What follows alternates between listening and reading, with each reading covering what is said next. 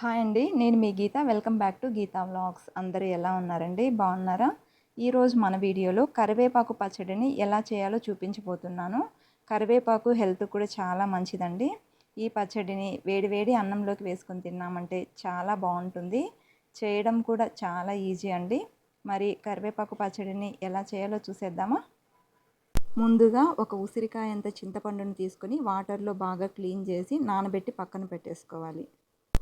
ఇలా ఫ్రెష్గా ఉన్న కరివేపాకుని తీసుకుని వాటర్తో బాగా కడిగి ఆరబెట్టేసుకున్నానండి. ఈ కప్పుతో ఒక కప్పు తీసుకున్నాను. నెక్స్ట్ స్టవ్ మీద ప్యాన్ పెట్టుకొని ఇందులో 1 టేబుల్ స్పూన్ ఆయిల్ వేసుకోవాలి. ఆయిల్ వేడెక్కిన తర్వాత ఇందులో 1 టేబుల్ స్పూన్ పచ్చిశనగపప్పు, 1 టేబుల్ స్పూన్ ఉద్దిపప్పు, 1 టేబుల్ స్పూన్ ధనియాలు, పావు టేబుల్ స్పూన్ మెంతులు, అలాగే హాఫ్ టేబుల్ స్పూన్ జీలకర్ర వేసుకోవాలండి. అలాగే ఇందులోనే 6-7 ఎండుమిర్చిని కూడా ఇలా కట్ చేసి వేసేసుకోవాలి. ఇలా వేసుకున్న తర్వాత మంటని లో ఫ్లేమ్లో పెట్టుకొని ఒక 2 నిమిషాల పాటు బాగా కలుపుతూ వేయించుకోవాలి.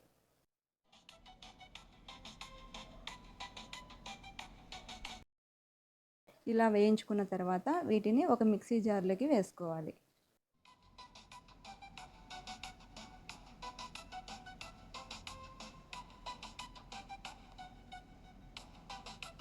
నెక్స్ట్ అదే ప్యాన్లో 1 టేబుల్ స్పూన్ ఆయిల్ వేసుకొని ఇందులో కరివేపాకు వేసి వేయించుకోవాలి.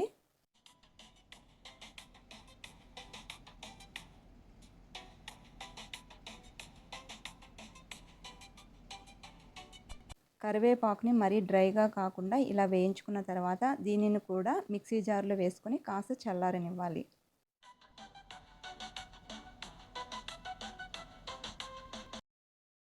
ఇప్పుడు ఇందులో 4 వెల్లుల్లి రెబ్బలు, రుచికి తగ్గ ఉప్పు వేసుకొని మిక్సీ పట్టేసుకోవాలి.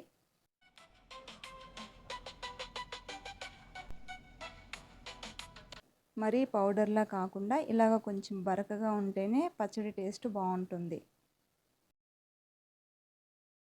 ఇప్పుడు ఇందులో ముందుగా నానబెట్టి పక్కన పెట్టుకున్న చింతపండుని వేసుకొని జస్ట్ 2 పల్స్ వేసుకొని తిప్పుకోవాలండి.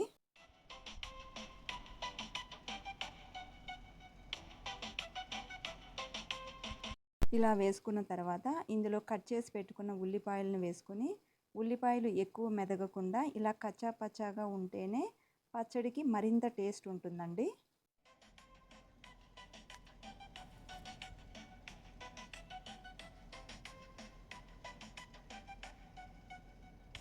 ఇప్పుడు దీనికి పోపు పెట్టేసుకుందాం. స్టవ్ మీద ప్యాన్ పెట్టుకొని ఇందులో 3 టేబుల్ స్పూన్స్ ఆయిల్ వేసుకోవాలి. ఆయిల్ వేడెక్కిన తర్వాత ఇందులో హాఫ్ టేబుల్ స్పూన్ ఆవాలు, హాఫ్ టేబుల్ స్పూన్ ఉద్దిపప్పు, పావు టేబుల్ స్పూన్ జీలకర్ర, 2 కట్ చేసిన ఎండుమిర్చి, అలాగే కొద్దిగా కరివేపాకు వేసుకొని బాగా వేయించుకోవాలండి. ఇలా వేయించుకున్న తర్వాత ఇందులో ఈ పచ్చడిని వేసుకొని మంటని లో ఫ్లేమ్లో పెట్టుకొని 1 నిమిషం పాటు ఇలా బాగా మిక్స్ చేసుకొని స్టవ్ ఆఫ్ చేసుకున్నామంటే సరిపోతుంది. ఇంతేనండి, కరివేపాకు పచ్చడి చాలా ఈజీగా రెడీ అయింది కదా. వేడి వేడి అన్నంలోకి ఈ పచ్చడి వేసుకొని తిన్నామంటే చాలా అంటే చాలా బాగుంటుందండి. మీరు కూడా తప్పకుండా ట్రై చేయండి. వీడియో నచ్చితే ఒక లైక్ చేసి మన ఛానల్ని సబ్స్క్రైబ్ చేసుకోండి. Thank you for watching.